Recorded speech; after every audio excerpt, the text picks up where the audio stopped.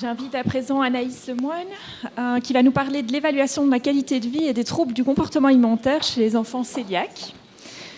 Étude prospective, comparative, multicentrée. Bonjour à tous.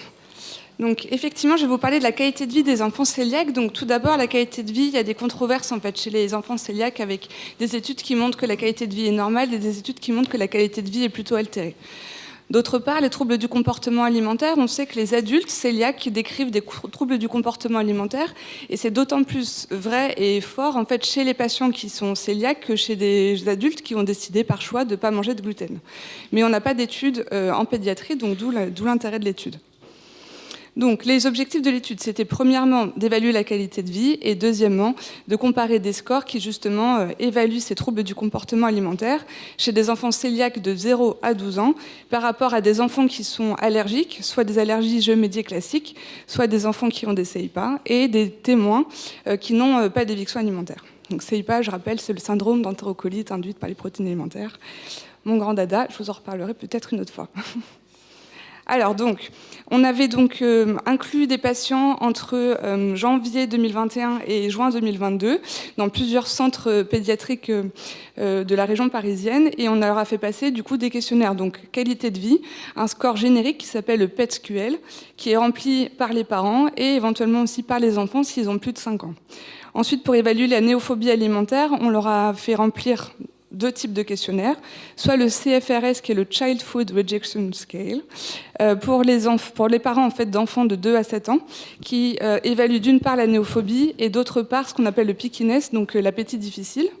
Et puis pour les enfants plus grands qui n'ont plus de 8 ans, on faisait remplir le AFNS qui est également un score, une échelle de néophobie. Donc c'est un peu petit, mais donc le PET-SQL, par exemple, pour vous donner une idée de question, on demande à l'enfant est-ce que pour toi c'est dur de courir, par exemple. Et donc ils doivent répondre à partir des smileys, si c'est jamais, parfois, presque toujours. Dans le CFRS, on demande aux parents est-ce que, par exemple, mon enfant fait le tri dans son assiette. Et les parents doivent répondre entre pas du tout d'accord et tout à fait d'accord. Et puis pour la FNS, donc les enfants de plus de 8 ans, on leur demandait par exemple, on leur disait à quel point ils étaient d'accord ou pas avec la phrase. Donc par exemple, je me méfie des nouveaux aliments. Et ils répondent entre pas du tout d'accord et tout à fait d'accord. Donc on avait recruté 408 patients et témoins. On a exclu un certain nombre de patients pour des raisons diverses. Donc finalement, on a gardé dans l'étude 374 patients et témoins, dont 65 patients qui avaient une maladie cœliaque, 137 patients qui avaient une allergie alimentaire ischio-médiée, 66 patients avec un CIPA et 106 témoins. Quand on regarde la répartition par âge, on avait essayé de faire en sorte d'avoir des groupes à peu près homogènes, mais finalement, on a quand même des patients cœliaques qui sont un peu plus âgés et de manière significative que les autres groupes. Mais après, vu que les scores de toute manière sont adaptés à l'âge, l'effet se contrebalance. Alors, première analyse concernant la qualité de vie, donc l'hétéroévaluation, puisque c'est ce que les parents rapportent de la qualité de vie de leur enfant. Quand on compare, tout âge confondu, les patients cœliaques en rouge ont une qualité de vie qui est plus faible et de manière significativement plus altérée que les patients, les témoins, en fait, les sujets témoins, et les patients avec une allergie alimentaire ischio-médiée. Quand on regarde par sous-groupe d'âge, c'est vrai surtout dans la catégorie des 0 à 4 ans, mais c'est pas vrai pour les enfants de plus de 5 ans. Ensuite, quand on regarde l'auto-évaluation, donc à partir des questionnaires que les enfants de plus de 5 ans ont remplis eux-mêmes avec l'aide de leurs parents, mais qu'ils ont remplis eux-mêmes, là, on n'a pas de différence entre les différents groupes. Et puis, autre point intéressant quand même, c'est que finalement, la qualité de vie entre ce que les parents rapportent et ce que les enfants ont rempli, c'est plutôt assez bien...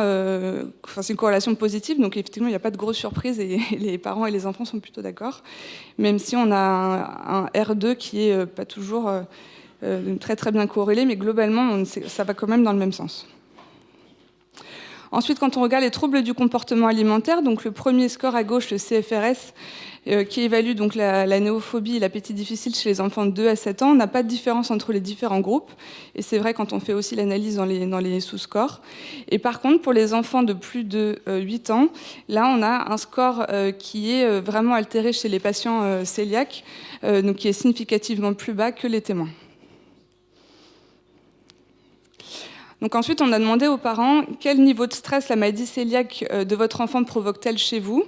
Et donc là, on s'est rendu compte en faisant les analyses de corrélation que plus le délai depuis le diagnostic était long, moins le stress parental était élevé, ce qui est finalement assez logique, puisque on va dire que les parents s'habituent un peu à la maladie et vivent avec, et donc ils sont de moins en moins stressés. Et on avait aussi une corrélation entre l'âge du diagnostic et les scores évaluant les néophobies alimentaires, donc soit le CFRS, soit la FNS. Et donc globalement, plus le diagnostic avait été fait tôt dans la vie, plus le risque de néophobie augmentait. Donc les forces de l'étude, c'est que c'est une évaluation des troubles du comportement alimentaire chez des patients en France, avec une population qui est globalement quand même assez large.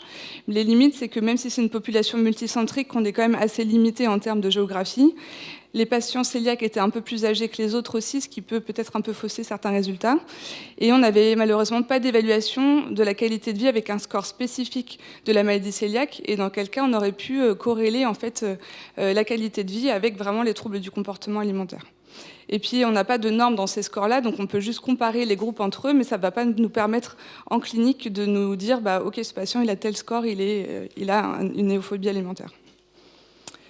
Donc pour conclure, la qualité de vie des patients cœliaques était effectivement altérée dans notre population d'études, et en particulier chez les enfants de moins de 4 ans, selon le score générique de qualité de vie. Les enfants de plus de 8 ans avaient plus de néophobie alimentaire que les patients allergiques ou les témoins. Et les scores de néophobie alimentaire étaient d'autant plus altérés que le diagnostic avait été fait tôt dans la vie. Donc il y a un intérêt quand même de dépistage de ces troubles, et notamment des troubles du comportement alimentaire chez les enfants cœliaques. Merci pour votre attention. Merci. Karim ? Merci, bonne étude. Est-ce que vous avez corrélé ces scores de néophobie avec l'adhésion au régime sans gluten, qu'elle soit clinique ou par des paramètres tels que les anticorps antitransglutaminase? En d'autres termes, l'existence de ce trouble-là, est-ce que ça a altéré la qualité du régime sans gluten? On a demandé la compliance au régime et on avait plus de 90% de compliance. Donc finalement, tout le monde répondait qu'il respectait quand même globalement très bien le régime. Donc ça ne ressort pas dans les analyses. Et quelle était la durée de la maladie cœliaque quand vous avez commencé votre étude? Eh ben, c'était variable, mais j'ai tenu compte de ce paramètre-là aussi. Donc finalement, même si la néophobie augmente quand le diagnostic a été fait tôt dans la vie, c'est pas corrélé à la durée depuis le diagnostic en fait. C'est vraiment si la maladie cœliaque est diagnostiquée tôt, on a un peu plus de néophobie que les autres. Merci. On a une question de Jérôme là dans le fond. La question justement des scores, c'est super intéressant parce que il y a très peu qui existent en français. Oui. Il y en a 2 qui sont intéressants en pédiatrie. Et on est en train de valider un score pédiatrique en français. Parce que dans la maladie cœliaque, la question de comorbidité revient souvent. On a vu hier avec la trisomie 21, on vient de parler du diabète.